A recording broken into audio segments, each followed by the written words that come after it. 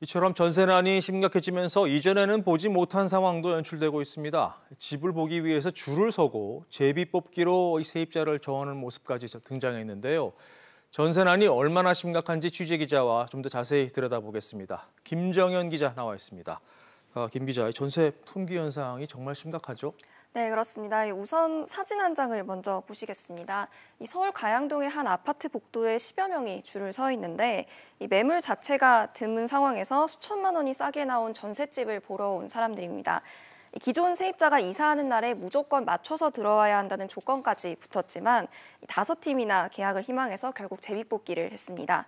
또 집주인이 면접을 보고 세입자를 결정하는가 하면 또 반대로 홍남기 경제부총리처럼 이 집주인이 집을 팔았는데 세입자가 계약갱신 청구권을 사용해서 이 계약 자체가 무산될 위기에 놓이는 일도 빈번합니다. 네, 전세 매물이 사라지는 근본적인 배경이 뭔가요? 네, 아무래도 우선 저금리가 가장 큰 원인일 텐데요. 네. 당장 집주인들이 목돈의 전세금을 받아서 은행에 맡겨봤자 이자가 너무 낮습니다.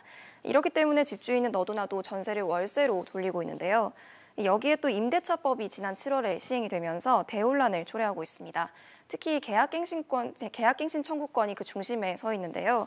기존 세입자한테 2년 더 살 수 있는 권리를 주다 보니 올해 나올 전세 물량이 2년 더 미뤄지면서 전세난을 부채질했습니다.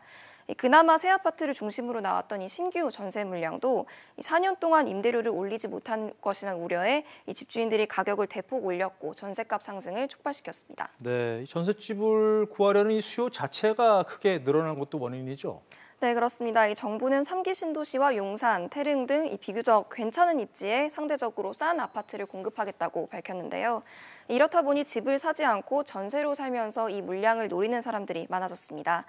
여기에 재건축 입주권을 줄 때 실거주 기간을 따지기로 하면서 이 집주인들이 세입자를 내보내는 바람에 전세 매물이 더 줄어든 상황입니다. 네, 김정현 기자 잘 들었습니다.